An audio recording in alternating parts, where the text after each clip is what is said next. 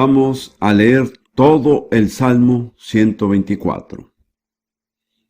A no haber estado Jehová por nosotros, diga ahora Israel, a no haber estado Jehová con nosotros, cuando se levantaron los hombres contra nosotros, vivos nos habrían tragado entonces. Cuando se encendió su furor contra nosotros, entonces nos habrían inundado las aguas. Sobre nuestra alma hubiera pasado el torrente, hubieran entonces pasado sobre nuestra alma las aguas impetuosas. Bendito sea Jehová, que no nos dio por presa a los dientes de ellos. Nuestra alma escapó cual ave del lazo de los cazadores. Se rompió el lazo y escapamos nosotros. Nuestro socorro está en el nombre de Jehová, que hizo el cielo y la tierra. Amén.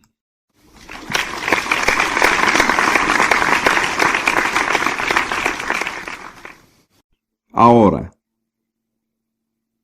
con el debido respeto que merecen las personas que dicen no me confundan con los hechos, quiero presentarles una serie de hechos acerca de Israel. En primer lugar, Israel es el nombre de la nación que descendió de Abraham, Isaac y Jacob. Y más adelante fueron llamados judíos.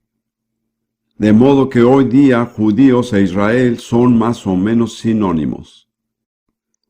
El nombre Israel o israelita aparece en el Antiguo Testamento más de 2500 veces. Ahora, si el nombre Inglaterra, Escocia, Gales o Irlanda apareciera tantas veces en la Biblia, todos estaríamos seguros de que es imposible entender completamente la Biblia a menos que se conozca algo acerca de Inglaterra, Gales o Irlanda. Lo mismo se aplica a Israel. No se puede entender plenamente la Biblia a menos que se sepa algo acerca de Israel. Si está confundido acerca de Israel, está confundido acerca de la Biblia. En el Nuevo Testamento aparece 79 veces. Mi libro cuenta 77. Pero alguien lo buscó en una computadora y una de esas cosas para investigar y encontró 2 más que yo. Pero esto no cambia la conclusión. Y nunca describe la iglesia. Permítame decirlo de nuevo. El nombre Israel aparece 79 veces en el Nuevo Testamento y en ninguna instancia es una descripción de la iglesia. La palabra judío aparece 84 veces en el Antiguo Testamento y 192 en el Nuevo Testamento. Por otro lado, la palabra cristiano solo aparece 3 veces en el Nuevo Testamento. Ahora quiero subrayar que Israel es un pueblo único. No hay ningún otro como Israel. Permítame agregar que hasta donde sé, yo no soy judío. Si lo fuera, no me avergonzaría. Pero no creo que lo sea. Quiero señalar, en primer lugar, David habló de la singularidad de Israel en Primera de Crónicas 17, versículo 21.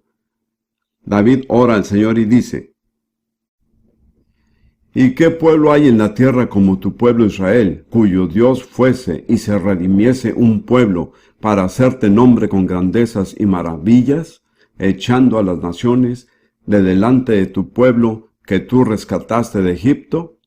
David dice aquí que a ninguna otra nación Dios ha redimido como nación entre todas las demás. Este es un hecho incuestionable. Ahí está. Es único. Luego, en Éxodo 19 tenemos la promesa que Dios dio a Israel cuando estaban congregados junto al monte Sinaí, antes de que Él les diera la ley y los mandamientos. Y Él dice a Moisés, en Éxodo capítulo 19, versículo 6, y vosotros me seréis un reino de sacerdotes y gente santa. A ninguna otra nación Dios ha dicho jamás estas palabras.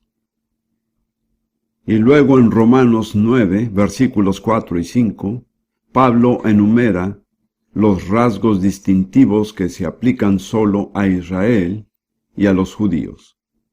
En Romanos 9, 4 y 5, él habla acerca de sus parientes a quienes se refiere como israelitas y luego dice, de los cuales son la adopción. Dios los adoptó como nación, como su pueblo. La gloria, es decir, la presencia sobrenatural de Dios manifiesta, que acompañó a Israel en tanto que caminó en obediencia. Los pactos. Todos los pactos en la Biblia se hacen con Israel, excepto los que se hicieron antes de que Israel fuera nación. La promulgación de la ley. La ley fue dada solo a Israel. El culto sacerdotal solo fue dado a Israel. Y las promesas, solo a Israel. Y luego él dice, de quienes son los patriarcas. Y recuerde que todos los patriarcas son de ese linaje, y de ningún otro linaje aparte de este. Y por último, y de los cuales según la carne, vino Cristo, el Mesías. Este es, repito, el rasgo más distintivo de todos. Fue por medio del pueblo judío, por medio de Israel, que el Salvador, el Mesías, Jesucristo, vino al mundo. No fue por medio de ningún otro pueblo. Y luego hay una palabra maravillosa en Apocalipsis 5, versículo 5, que de alguna manera es tan emocionante que casi me deja sin aliento. Tal vez usted entienda por qué esto me conmueve. Esta es una escena en el cielo, cuando Juan está allí y hay un libro delante de él y está sellado con 7 sellos. Y nadie puede tomar el rollo y abrir los sellos. Y Juan el revelador empieza a llorar amargamente porque anhela sobremanera saber lo que había dentro del rollo sellado. Y uno de los ancianos me dijo, no llores, he aquí el león de la tribu de Judá, la raíz de David, ha vencido para abrir el libro y desatar sus 7 sellos. No quiero entrar en los detalles del rollo, solo quiero señalar el título. ¿Quién era el león de la tribu de Judá? Jesús. Ahora, esto fue muchos años después de su muerte y resurrección. Y él todavía se llama el león de la tribu de Judá. Y es de Judá que proviene la palabra judío. Quiero señalar que la identificación de Jesús con el pueblo judío no fue temporal. No fue solo durante sus años de ministerio y vida en la tierra, sino que fue eterna. Muchos años después, en el cielo, después de su resurrección y ascensión, él sigue llamándose el león de la tribu de Judá. No solo él fue un judío, sino que todavía lo es. Para mí eso es impresionante, es asombroso. Y debemos recordar que hay un león ahí arriba, y que él es judío. Y un día ese león va a rugir. Y ay de los enemigos del pueblo judío cuando el león de la tribu de Judá ruja. Yo no quisiera estar de ninguna manera contra él en ese momento. Una última, y creo que tal vez la aclaración más importante que se ha hecho acerca del pueblo judío está en Juan capítulo 4, versículo 22, donde Jesús habla de la mujer samaritana, y él dice a esta mujer samaritana, vosotros los samaritanos adoráis lo que no sabéis, nosotros adoramos lo que sabemos, porque la salvación viene de los judíos. Son 6 palabras, ¿no es así? La salvación viene de los judíos. 6 palabras impresionantes. ¿De dónde vino la salvación? De los judíos. Sin judíos no hay salvación. Yo soy gentil, pero quiero decirle que toda mi herencia espiritual, cada bendición espiritual que he disfrutado, se la debo a un pueblo, al pueblo judío.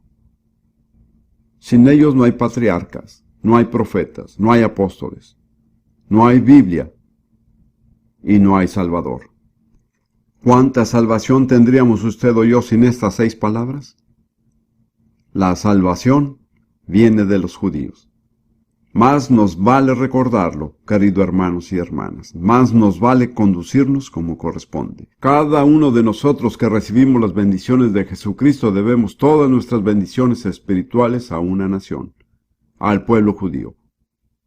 Y el hecho terrible de la historia es que durante muchos años, tal vez 17 siglos, en lugar de humillarnos y reconocer nuestra deuda con el pueblo judío, básicamente la iglesia cristiana, yo no diría que los verdaderos cristianos, sino la iglesia cristiana, se ha opuesto, ha perseguido, se ha burlado del pueblo judío, el pueblo por medio del cual vino nuestra salvación. Es algo atroz. Difícilmente puedo encontrar palabras para describir cuán horrenda es esta situación. Les debemos toda nuestra salvación, nosotros los británicos. Y permítame decir, si alguien aquí es británico, yo soy tan británico como la bandera. Y nosotros los británicos tendemos a ser más bien orgullosos.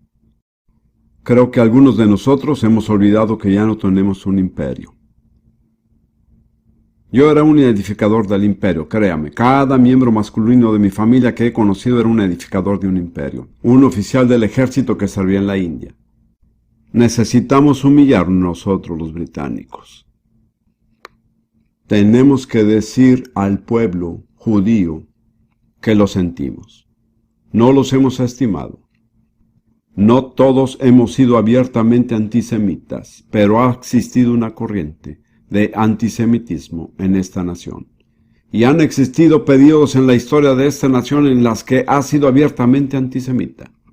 Y hay ciudades en esta nación, York, Bristol y otras, donde hubo persecución violenta y abierta contra el pueblo judío.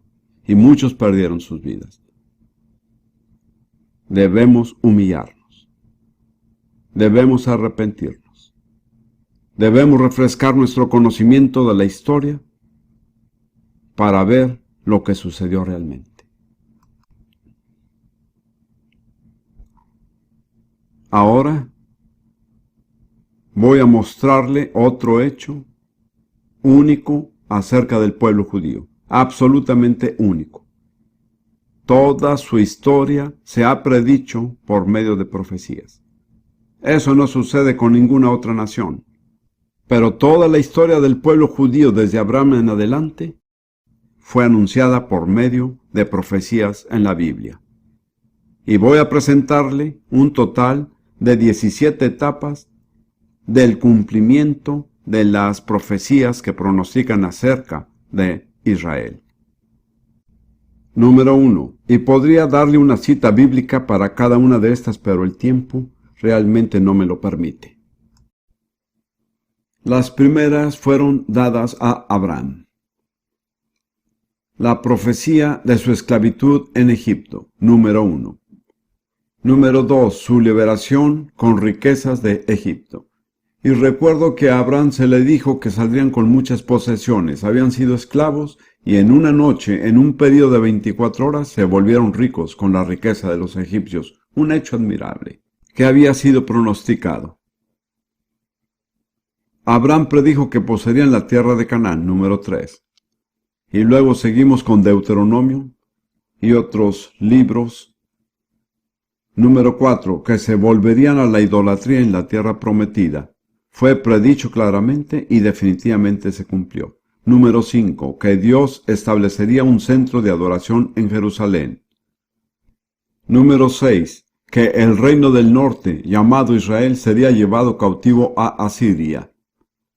Número 7. Que el reino del sur, llamado Judá, sería llevado cautivo a Babilonia. Número 8. La destrucción del primer templo, el que edificó Salomón. Fue predicho en detalle. Número 9. El regreso de un pequeño remanente de Babilonia fue profetizado. Número 10. La destrucción del segundo templo, el que existió en los días de Jesús, y él mismo la predijo en detalle. Y es interesante, si usted va hoy a Jerusalén, los guías judíos los llevarán alrededor del área del templo y le mostrarán piedras dispersas, y le dirán que fue predicho que cada piedra sería esparcida y no quedaría piedra sobre piedra. Permítame decirle que nuestros guías judíos creen mucho más que algunos predicadores cristianos. Muy bien, número 11. Fue predicho en Levítico 26 y en otros pasajes que por causa de la desobediencia serían esparcidos por todas las naciones, los gentiles. Número 12, que sufrirían persecución y opresión entre los gentiles. Eso indudablemente se ha cumplido. Número 13, que serían juntados de todas las naciones. Eso se está cumpliendo delante de nuestros ojos y es importante que lo notemos. De modo que 13 predicciones se han cumplido. Quedan 3 más, y según veo, están por cumplirse. La reunión de todas las naciones en guerra contra Jerusalén. Número 14. Número 15. La revelación sobrenatural del Mesías a su pueblo. Y número 16. La venida del Mesías en gloria y poder para establecer su reino sobre la tierra. De modo que de las 16 predicciones se han cumplido 13. Según en matemáticas, y yo no soy muy hábil en matemáticas, eso es como el 81%. Yo diría que no me parece que seamos unos locos fanáticos si creemos que las 3 predicciones restantes se cumplirán. La gente nos mira raro, como si creyéramos cosas raras, pero para mí, que fui lógico profesional antes de volverme predicador, para mí es lógico creer que si un libro predice 13 sucesos con anticipación, con exactitud y precisión, cualquier otra predicción que haga ese libro debe tomarse con mucha seriedad. Ahora quiero abordar el tema que probablemente es el más controvertido en la política contemporánea, que es el plan de Dios para la tierra de Israel, llamada equivocadamente Palestina. Permítame decirle que es totalmente contrario a la verdad bíblica llamarla Palestina. Palestina significa tierra de los filisteos. Y nunca se usó hasta que los romanos habían conquistado y destruido el primer templo. Entonces usaron el nombre Palestina para aseverar que los judíos ya no tenían derecho alguno sobre ella. Fue una palabra antisemita escogida deliberadamente. A Ruth se le empieza a poner el cabello de punta cuando empiezo a hablar acerca de Palestina. Ella dice, nunca la llames Palestina. Yo le digo, hay que decir Palestina porque la gente es tan ignorante que no saben de qué se está hablando si no se dice otra cosa. Dios perdone su ignorancia. Pero hablemos acerca del plan de Dios para esa tierra. Bíblicamente se llama la tierra de Canaán, y en el Nuevo Testamento, ¿sabe cómo se le llamó? La tierra de Israel. En los 2 primeros capítulos de Mateo se le llama en 2 ocasiones tierra de Israel. Ese es el nombre bíblico de esa tierra. Ahora veamos lo que dice Dios al respecto. En Génesis 17, versículos 7 y 8, Dios se apareció a Abraham e hizo un pacto con él. Totalmente soberano. Quiero decir que Abraham nada tuvo que ver con esto. Dios solo decidió, y eso es lo que le dijo en Génesis 17, versículos 7 y 8. Y estableceré mi pacto entre mí y ti y tu descendencia después de ti en sus generaciones, por pacto perpetuo, para ser tu Dios y el de tu descendencia después de ti. Y te daré a ti y a tu descendencia después de ti la tierra en que moras, toda la tierra de Canaán en heredad perpetua, y seré el Dios de ellos. De manera que no hay duda respecto a quién le pertenece la tierra si usted cree en la Biblia, ya sea que Israel esté dentro o fuera de ella, eso no cambia nada. Dios la ha entregado a ellos como su heredad perpetua. Hay también un pasaje extraordinario en el Salmo 105, uno de los pasajes más extraordinarios, creo yo, de la Biblia. Salmo 105. Empezaremos en el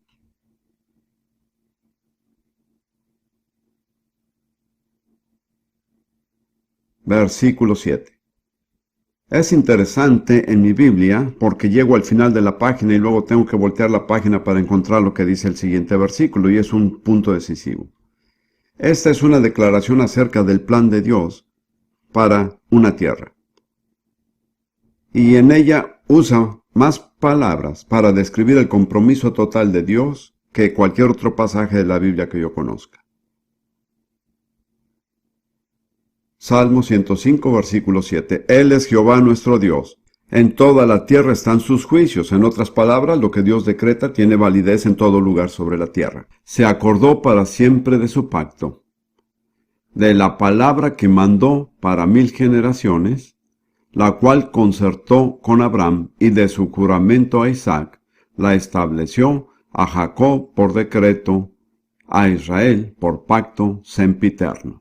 En estos 4 versículos, Dios usa más palabras para describir su compromiso total con algo que en cualquier otro pasaje de la Biblia. Usted no puede encontrar otro pasaje así en la Biblia. Permítame citar las palabras pacto, palabra, concertó, juramento, decreto y pacto sempiterno. Ahora, lo interesante para saber qué hace Dios con semejante compromiso absoluto, tan serio y sin reservas, tengo que dar vuelta a la página de mi Biblia porque llego al final de la página y me quedo sin aliento al descubrir de qué se trata. Diciendo, a ti te daré la tierra de Canaán como porción de vuestra heredad. De modo que todas esas palabras, pacto, palabra, concertó, juramento, decreto y pacto sempiterno, se aplican a la entrega de Dios de toda la tierra de Canaán, a los descendientes de Israel. Yo creo que cualquiera que se opone a esto se opone a Dios. Luego, en Jeremías capítulo 30,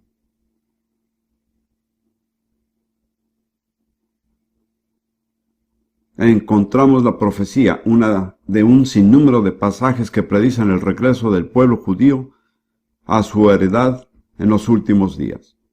Jeremías capítulo 30, empezando en el versículo 3.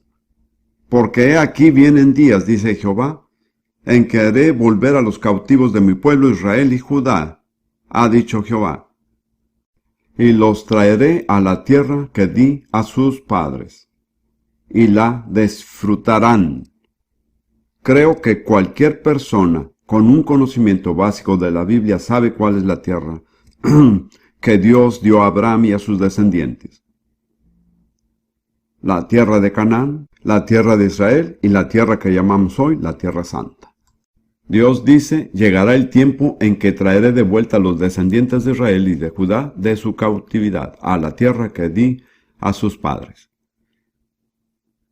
Y enseguida Dios lanza una advertencia. Verá, tengo un amigo de hace mucho tiempo, y es un predicador británico. Y a alguien le pregunté una vez, ¿cree usted que el regreso de los judíos a esa tierra sea obra de Dios? Dios le bendiga. Él respondió, si fuera obra de Dios, habría paz.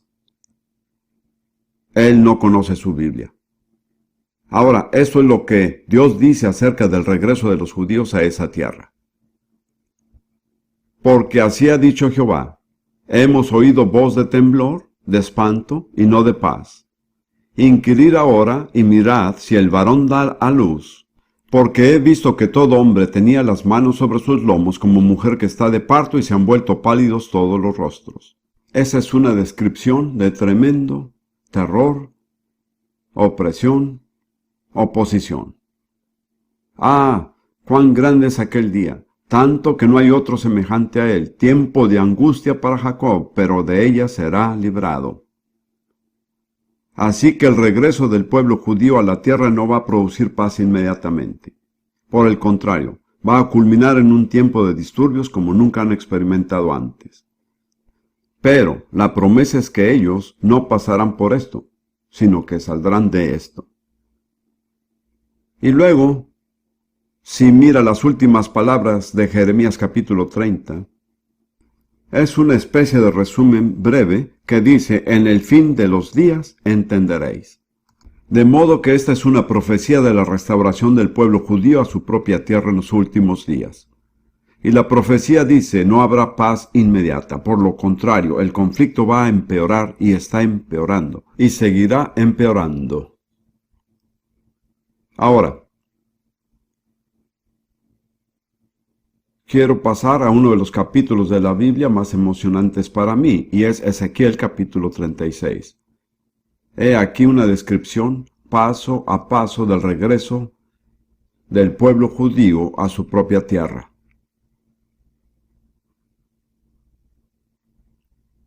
Empieza en Ezequiel 36, versículo 16. Vino a mí palabra de Jehová diciendo, Hijo de hombre, mientras la casa de Israel moraba en su tierra, la contaminó con sus caminos y con sus obras. Como inmundicia de menstruosa fue su camino delante de mí. Note que era su propia tierra, pero la contaminaron con su pecado. Así que Dios prosigue diciendo, y derramé mi ira sobre ellos por la sangre que derramaron sobre la tierra, porque con sus ídolos la contaminaron. Así que Dios trajo juicio sobre el pueblo cuando aún estaban en su tierra, por su pecado y su idolatría. Y otra declaración de la decisión de Dios está en el versículo siguiente. Los esparcí por las naciones y fueron dispersados por las tierras. Conforme a sus caminos y conforme a sus obras les juzgué. Entonces el siguiente juicio fue ser dispersados por la tierra. Y enseguida Dios dice, cuando fueron a las otras naciones me avergonzaron. Y cuando llegaron a las naciones a donde fueron, profanaron mi santo nombre, diciéndose de ellos, estos son pueblo de Jehová, y de la tierra de él han salido. El Señor dijo, el pueblo que fue esparcido por la tierra me ha avergonzado con su conducta, porque no se comportaron como mi pueblo. Ahora, el versículo siguiente es muy significativo, porque nunca entenderá los tratos de Dios con Israel hasta que entienda su motivación primordial.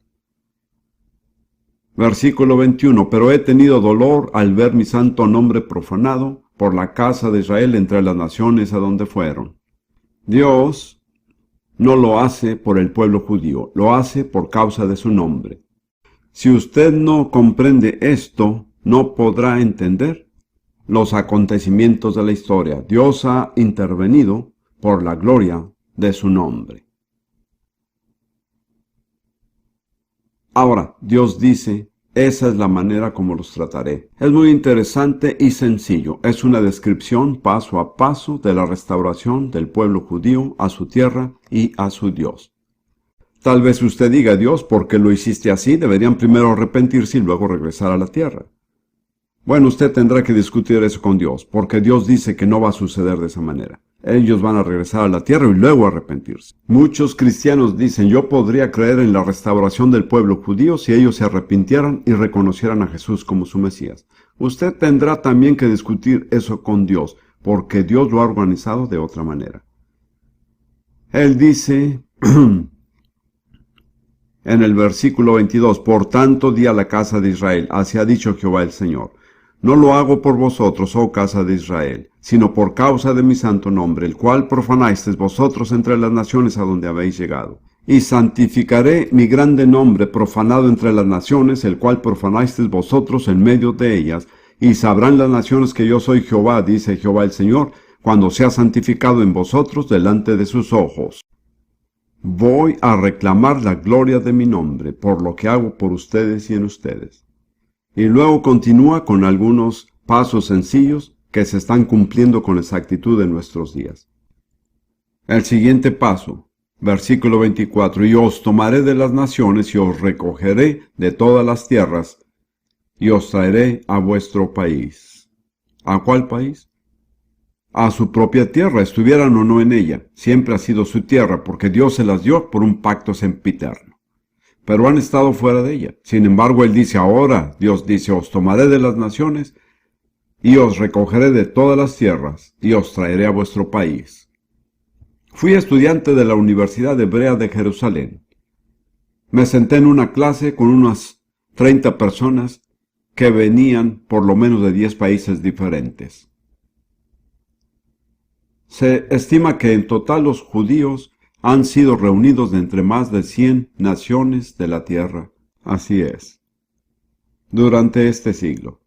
Ese es un milagro asombroso. En mi opinión, es posiblemente más grande que el milagro de liberación de Egipto. Mi primera esposa, como algunos saben, era danesa. Y ella solía decir, si se toman a los daneses y se les dispersa por todas las naciones, al cabo de 200 años, al regresar no se encontraría un solo danés por ninguna parte. Se habrían mezclado con la nación. Pero el pueblo judío ha estado disperso básicamente ¿por cuántos años? No puedo creerlo. 2000 años. Seguramente estoy exagerando, pero no es así. Y todavía son un grupo aparte, identificable. Eso es un milagro. Además, ese número de personas de esa cantidad de naciones es en sí una intervención prodigiosa de Dios. Estuve en Israel al final de la Segunda Guerra Mundial y escuché algunos testimonios del pueblo judío cuando decían de dónde habían salido y lo que había sucedido. Tuve que decir que en muchos sentidos, y desde mi perspectiva, el escenario completo representa un milagro más grande que el éxodo de Egipto. Es un milagro. Es imposible que haya sucedido a menos que Dios lo haya orquestado. Y Dios dijo, yo lo haré. Quiero leerlo otra vez. Y os tomaré de las naciones, y os recogeré de todas las tierras, y os traeré a vuestro país. Ahora el siguiente versículo. Esparciré sobre vosotros agua limpia, y seréis limpiados de todas vuestras inmundicias, y de todos vuestros ídolos os limpiaré. Observe que son recogidos cuando aún no han sido limpiados. Eso cae mal a la teología de algunos, no puedo evitarlo, así son las cosas. Usted tendrá que aclarar eso con Dios. Dios dice, después de traerlos de regreso a la tierra, trataré con ellos. Esparciré agua limpia sobre ustedes y serán limpios de toda su inmundicia. Y el profeta Oseas les dice, y en el lugar donde les fue dicho, vosotros no sois pueblo mío, les será dicho, sois hijos del Dios viviente. Así que Dios los trae de regreso al lugar desde donde fueron esparcidos para tratar con ellos y restaurarlos. Muy lógico, en mi opinión. Entonces lo primero que Dios va a hacer es esparcir agua limpia. Ahora, eso es, y realmente creo que el agua limpia es la palabra de Dios. Creo que el pueblo judío está siendo apenas rociado, no inundado, sino rociado con la palabra de Dios. Tiene que saber que en muchos sentidos la historia del pueblo judío es como la historia de la Iglesia Católica. Hay diferencias, pero básicamente en la Iglesia Católica el sacerdote era el que conocía la Biblia. Se suponía que él conocía la Biblia. La gente común no la leía por su cuenta. Ellos creían lo que el sacerdote les decía. Y hasta cierto punto lo mismo sucedió al pueblo judío. El rabino era el que sabía las respuestas. Ellos no tenían que pensar por sí mismos, solo tenían que hacer lo que el rabino les decía. Pero ahora son rociados con agua limpia. La palabra de Dios viene a ellos. Esto va en aumento. Quiero decir, el número de congregaciones judías que creen en Jesús como el Mesías está creciendo a una velocidad asombrosa. Puedo recordar cuando estuve en Jerusalén en 1948. Si usted encontraba un judío creyente en un año era algo emocionante.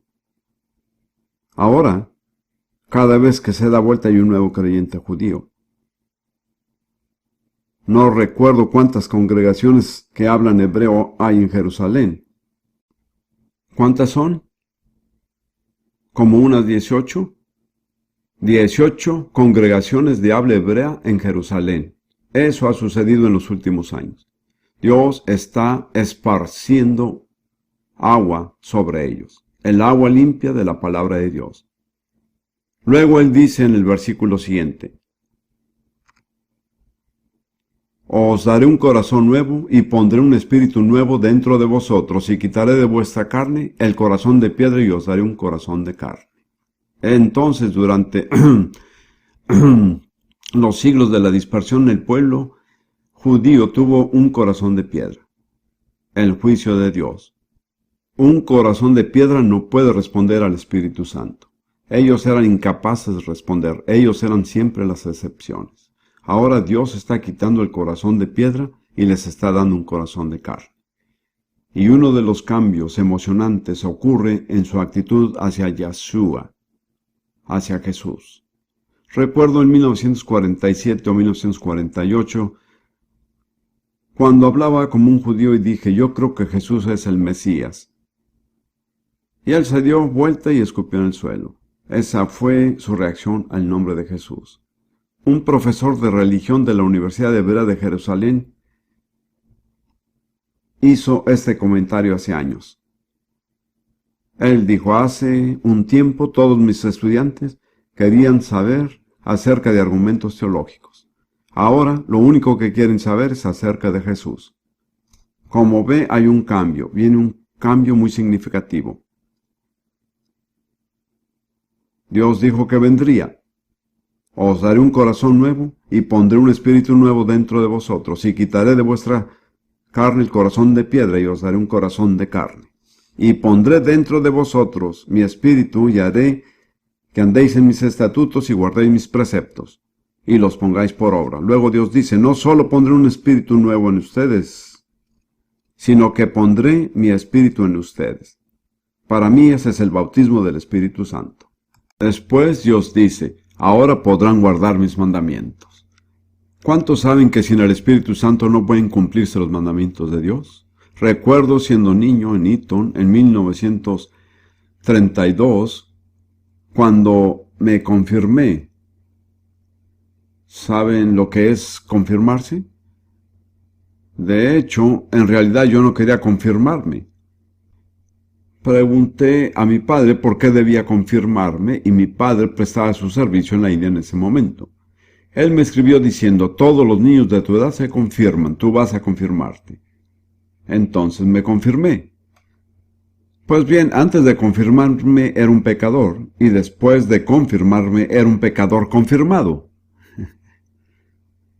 No lo digo para menospreciar nada, sencillamente así fue. Casi exactamente 10 años después, Dios me llenó con el Espíritu Santo y por primera vez pude obedecer a Dios con gozo. No era una lucha. Así va a suceder con el pueblo judío. Dios dice, pondré dentro de vosotros mi espíritu y haré que andéis en mis estatutos y guardéis mis preceptos. Llegamos al último versículo. Versículo 28. Habitaréis en la tierra que di a vuestros padres, y vosotros me seréis por pueblo, y yo seré a vosotros por Dios. Tiene que mirar el final, como ve, todas estas etapas, pero el clímax es, vosotros me seréis por pueblo, y yo seré a vosotros por Dios. Y Dios ha descrito con gran sencillez las diferentes etapas por medio de las cuales los llevará hasta ahí. De modo que si usted tiende a criticar al pueblo judío, y eso no es difícil, de hecho, los que más critican al pueblo judío son los judíos mismos. Pero considere nada más, sea paciente. Dios está obrando.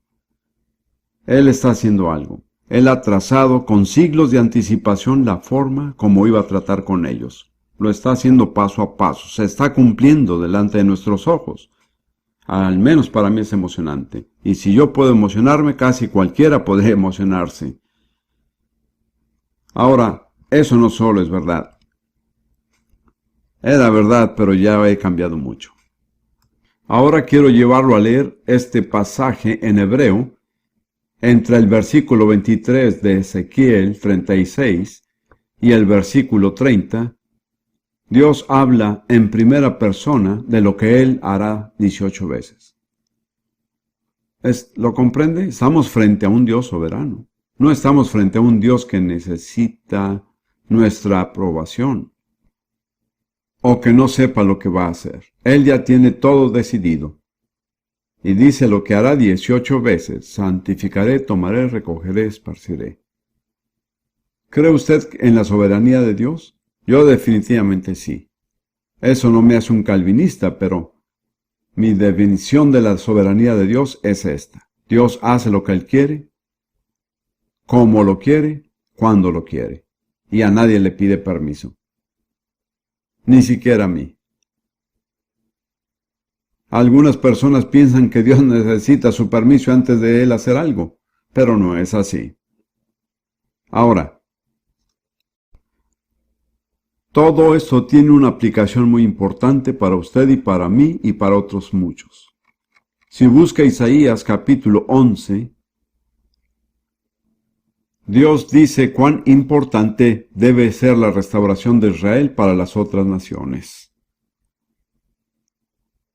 Isaías 11,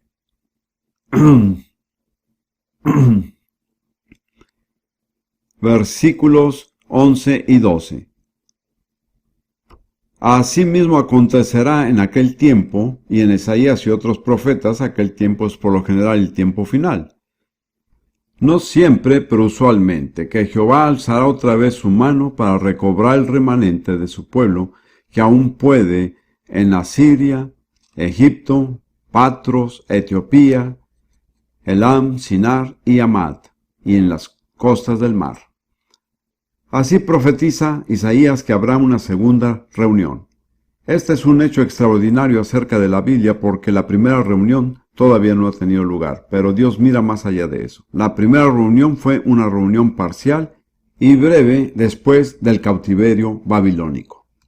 Pero Dios dice que habrá una segunda reunión y que dicha reunión será a nivel mundial.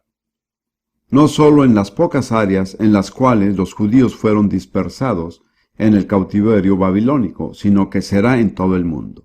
Alzaré otra vez mi mano para recobrar el remanente de mi pueblo. Ahora, si Dios alza su mano para hacer algo, es porque va a hacerlo.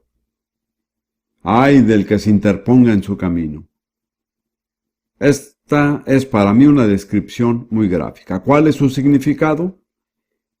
Y levantará pendón a las naciones, y juntará a los desterrados de Israel, y reunirá los esparcidos de Judá de los 4 confines de la tierra.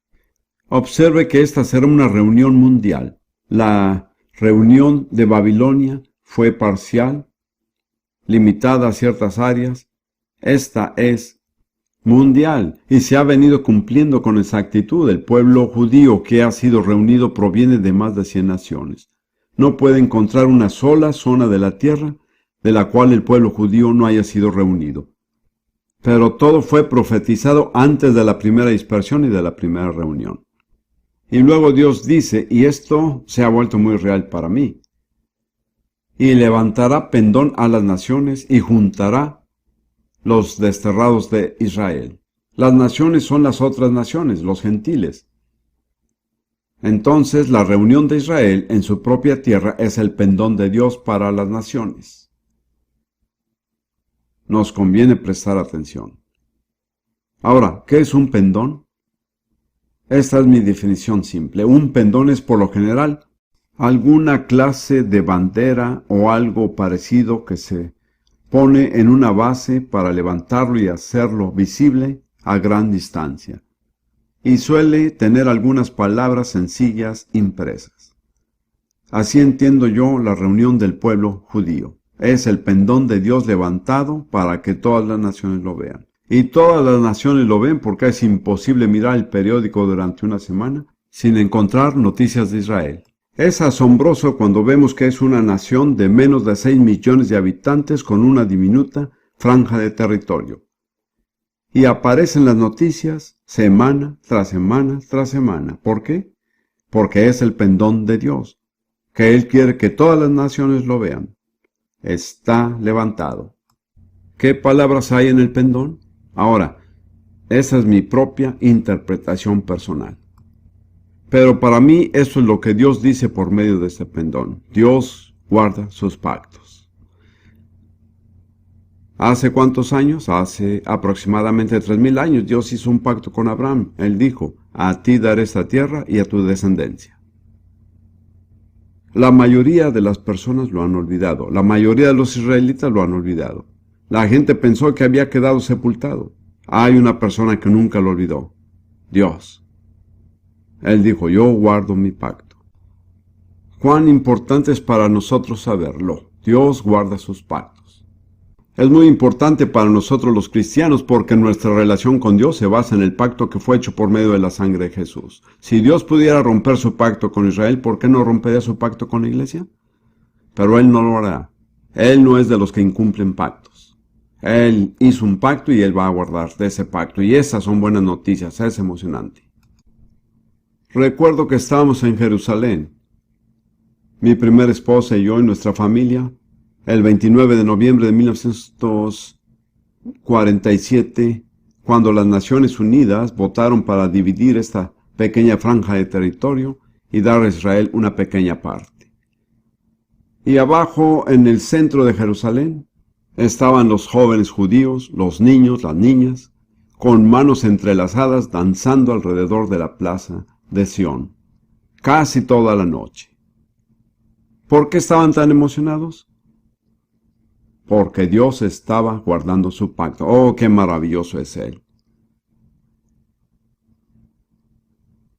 Esto encierra un mensaje solemne para las naciones, incluso para Gran Bretaña. De hecho, en muchos sentidos, primeramente para Gran Bretaña, porque ellos jugaron un papel especial en todo esto. Volvamos a Joel capítulo 3, versículos 1 y 2. Porque he aquí que en aquellos días y en aquel tiempo, es Dios quien habla, en que haré volver la cautividad de Judá y de Jerusalén. Entonces es el tiempo de la restauración del pueblo judío. Reuniré a todas las naciones, todos los gentiles, y las haré descender al valle de Josafat, y el nombre de Josafat significa el Señor juzga. Y ahí entraré en juicio con ellas, se refiere a todas las naciones, a causa de mi pueblo y de Israel, mi heredad, a quien ellas esparcieron entre las naciones, y repartieron mi tierra, y repartieron mi tierra. Antes era la tierra de Israel, era la tierra de Dios. Dios la dio a Israel. ¿Cuál es el término político moderno para dividir la tierra? Repartición, así es. Así que Dios va a juzgar a las naciones que han repartido esta tierra. Y la primera en la lista es Gran Bretaña. A finales de la Primera Guerra Mundial, la Liga de las Naciones delegó a Gran Bretaña el mandato de administrar la Tierra Santa, esta tierra. Y su mandato específico fue crear un hogar nacional para el pueblo judío. Eso fue cerca de 1919. En 1922, Winston Churchill, quien era secretario de Estado, con un trazo de pluma británica, creó una nación árabe que fue llamada Transjordania. Ahora se llama Jordania. Y a ella adjudicó aproximadamente el 75% del área total asignada a Israel. Y en esa tierra de Jordania a ningún judío se le permite vivir. Mientras que en la tierra asignada a Israel se le permite a cualquier árabe vivir allí si lo desea. Así termina el pueblo judío con aproximadamente el 25% del territorio que le correspondía. Luego, después de la Segunda Guerra Mundial, las Naciones Unidas votaron otra repartición y tomaron alrededor del 12%, quiero decir, un 12% adicional, y se lo dieron a Israel. En lugar de recibir el 100%, terminó con el 12%. ¿Quién fue el responsable? Gran Bretaña. Ahora, después de eso, como sabe, las Naciones Unidas votaron para dar a Israel un estado propio. Yo fui testigo ocular de esto. Yo vivía allí en ese tiempo. Yo era británico. Había cumplido mi servicio al ejército británico. Tenía acceso a cierto grado de información. Los británicos no desafiaron abiertamente a las Naciones Unidas, pero decidieron jugar el juego a su manera. Echaron mano a todo menos al conflicto abierto para frustrar la creación del Estado de Israel. Lo que digo es que yo estuve ahí, lo vi con mis propios ojos, y ellos se burlaron de la idea de que los judíos tuvieran su propio Estado. Estos judíos que no saben nada de agricultura, lo único que saben hacer es dinero. Ese fue su comentario. De modo que hubo un periodo extremadamente peligroso para el pueblo judío. Lidia y yo vivíamos en el centro de la zona judía de Jerusalén. ¿Y cuál fue el resultado? Esto es muy importante. En primer lugar, el Estado de Israel nació. En segundo lugar, el Imperio Británico se derrumbó. Y esa es la razón por la cual se derrumbó. Porque se opuso a los propósitos de Dios con Israel. Y ay de la persona o el gobierno que se oponga a los propósitos de Dios para Israel. Espero que hayamos aprendido la lección. Yo creo que como nación tenemos que humillarnos delante de Dios y confesar esto como un pecado. Digamos, nos opusimos a tus propósitos, menospreciamos a tu pueblo. Hay toda clase de insultos antisemitas acerca del pueblo judío en esta época. Pero como ve, no hay nación, sin importar cuán poderosa o rica sea, que puede resistir los propósitos de Dios. Veo algo muy parecido que sucede con los Estados Unidos de América. Veo la misma clase de lenguaje político. Dicen cosas buenas, pero al mismo tiempo se retractan. Yo personalmente creo que el presidente Clinton está equivocado. Esa es mi opinión personal. Porque tiene una relación equivocada con los propósitos de Dios para Israel. Usted puede hablar como un amigo de Israel y ser amable, y decir toda clase de discursos políticamente correctos, pero en su interior, ¿sabe qué es lo único que les importa? En una sola palabra, petróleo. Eso es lo que les interesa, lo que motiva a las superpotencias, eso es lo que motiva a la Unión Europea, el petróleo. Al parecer Israel no tiene petróleo que ofrecer. Entonces decimos cosas agradables, usamos un discurso políticamente correcto, usamos un lenguaje democrático, pero al mismo tiempo cuidamos nuestras billeteras. Bueno, así es como ha sido. Un último hecho acerca de esta situación que es muy crítica. ¿Cuál es el verdadero asunto detrás de todo esto? Quiero decir, es absurdo. Casi la mitad de las resoluciones de las Naciones Unidas se han hecho respecto a Israel. Es imposible imaginar algo menos adecuado o algo más absurdo. Debe existir una razón. ¿Por qué cada vez que abre su diario o enciende la televisión hay algo acerca de esta diminuta franja de territorio donde habitan unos 6 millones de personas? Una gota en el gran cubo del mundo. ¿Cuál es el porqué de la presión, la oposición, el conflicto? Intentaré explicarlo. Permítame pasar a Mateo, capítulo 23.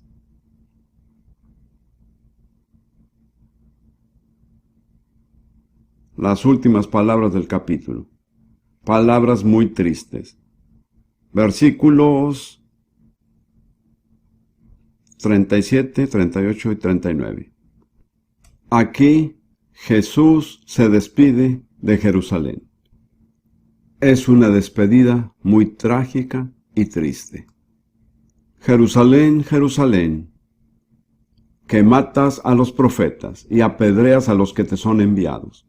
¿Cuántas veces quise juntar a tus hijos como la gallina junto a sus polluelos debajo de las alas y no quisiste? Y es plural. Hay una cierta voluntad colectiva del pueblo judío. Ellos, como pueblo, no quisieron. Luego dice, he aquí tu casa os es dejada desierta. Cuando él dice tu casa, se refiere al templo, porque lo llama Abiad, la casa. Y en efecto, en el curso de una generación fue totalmente destruido. Luego prosigue con el último versículo. Porque os digo que desde ahora no me veréis, hasta que digáis, Bendito el que viene en el nombre del Señor. Aquí habla en plural. Os digo es una frase plural, no es Jerusalén, es el pueblo judío. No me veréis hasta que ustedes, el pueblo judío, digan, bendito el que viene en el nombre del Señor. Ese es el saludo hebreo que se acostumbra. Baruch Hashem Adonai. Bendito el que viene en el nombre del Señor. Así que él dice, no voy a regresar hasta que estén listos para recibirme. Entonces, debe preparar el corazón del pueblo judío antes de su regreso. Y si busca en Zacarías capítulo 12, encuentra la pieza final de esta imagen. Zacarías 12, versículo 10. Zacarías capítulos 12, 13 y 14. Todos hablan de la situación de Israel al final de esta era. Y el Señor está hablando y él dice, y derramaré sobre la casa de David y sobre los moradores de Jerusalén espíritu de gracia y de oración.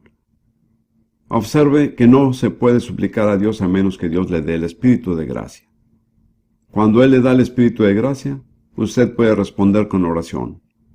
Y mirarán a mí a quien traspasaron, y llorarán como se llora por un hijo unigénito, afligiéndose por él como quien se aflige por el primogénito. Es el Señor quien habla y dice, mirarán a mí a quien ellos, el pueblo judío, traspasaron.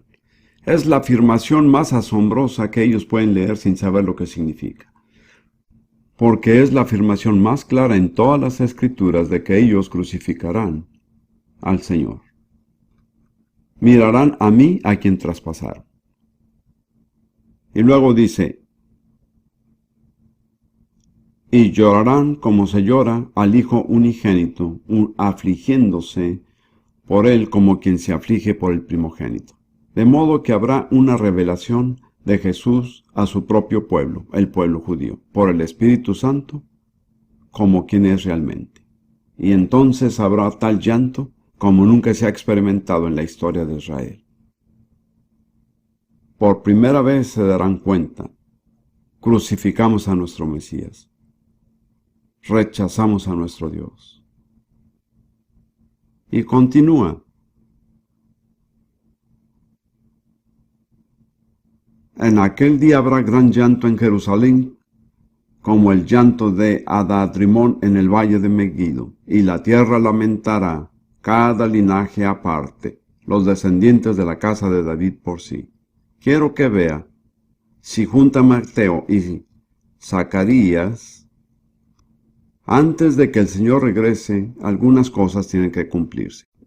El pueblo judío tiene que restablecerse en Jerusalén y en la tierra, porque el Señor Jesús no va a regresar hasta que eso suceda. Luego tiene que haber una revelación sobrenatural de Jesús que hará volver los corazones de las personas a Él.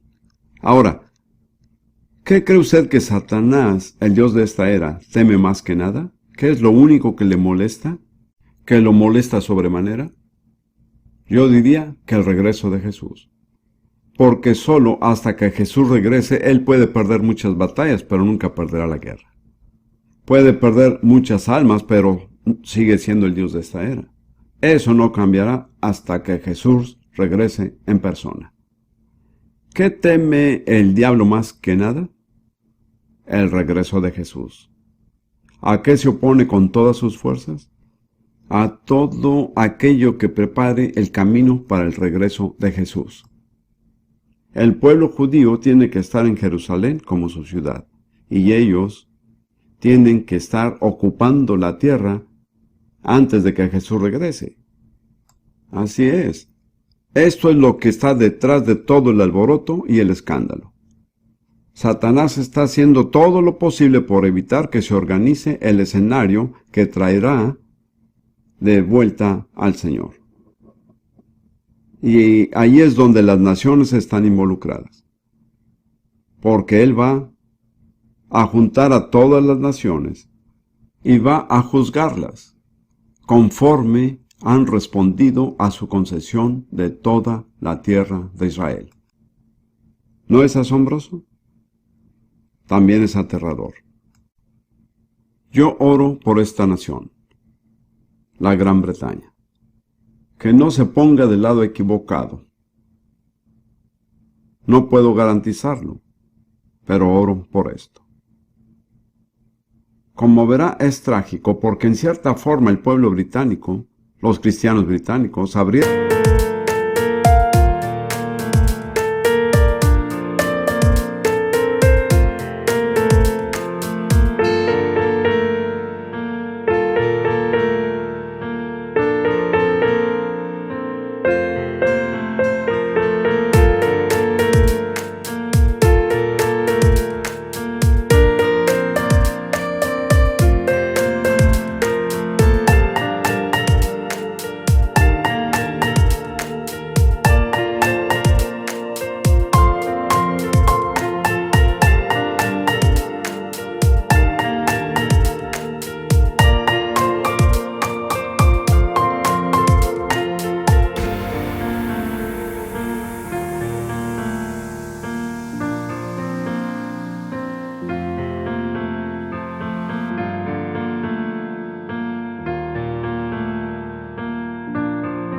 el camino para el restablecimiento de Israel como nación.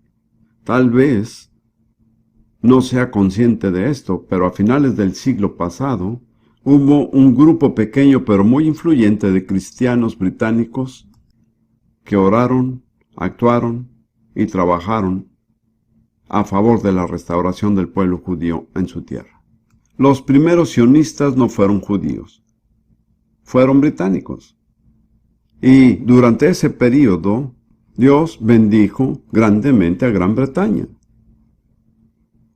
Hoy día no podría decir lo mismo, pero en ese entonces tenía una reina que amaba al pueblo judío, un primer ministro que era cristiano comprometido y otro que era de origen judío. Estaban en el equipo ganador. Como ve, nuestra relación con Dios es lo que realmente determina si tendremos éxito o no.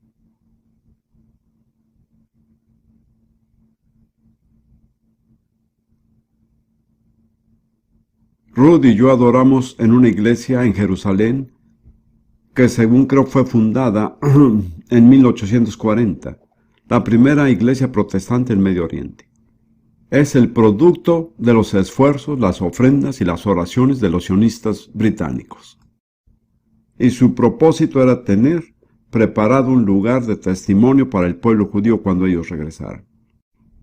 Así que conocían de las escrituras que el pueblo judío iba a regresar y tuvieron la previsión de decir, necesitamos tener un testigo. Y esta iglesia en particular no está construida como una iglesia cualquiera. La mayoría de las iglesias comunes ofenderían al pueblo judío desde la entrada. Pero esta iglesia, aunque es verdaderamente cristiana, está diseñada de tal forma que un judío puede sentirse en casa ahí. Y después de que la iglesia fue fundada, el primer obispo fue un antiguo rabino. Y hubo un avivamiento entre el pueblo judío. Y luego Satanás entró y ellos se interesaron más en los árabes que en los judíos. Dios bendiga a los árabes. Cada árabe tiene un alma que necesita salvación. Pero los judíos son la clave de la historia. Así que sugiero que nosotros, los británicos, me alegra poder decir nosotros, no tengo que decir ustedes, y tal vez despertar objeciones. Pero los británicos realmente tenemos que pensar acerca de nuestra relación con Dios. Creo que conviene concluir esta reunión esta noche confesando nuestros pecados al Dios Todopoderoso, porque hemos estorbado el camino de sus propósitos. Hemos menospreciado, difamado a su pueblo, hemos faltado a la ética en toda nuestra conducta hacia la tierra de Israel. Y no siento que yo sea la persona que deba hacer esta confesión. Quisiera pedir que el liderazgo de Bernabé suba y me acompañe en el estrado. Quisiera pedir a todos ustedes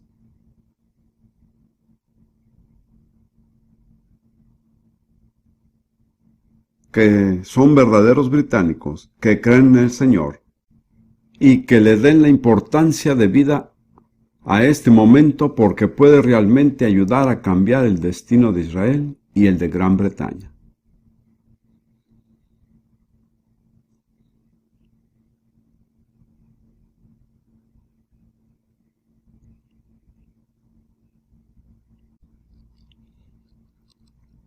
Quiero entonces pedirle y que el Señor lo mueva a hacer una confesión sincera en nombre del pueblo británico por la manera como hemos pecado contra Dios y contra el pueblo judío y pecado contra el Estado de Israel, y pedirle que lo lamentamos y pedirle que nos perdone. Amén.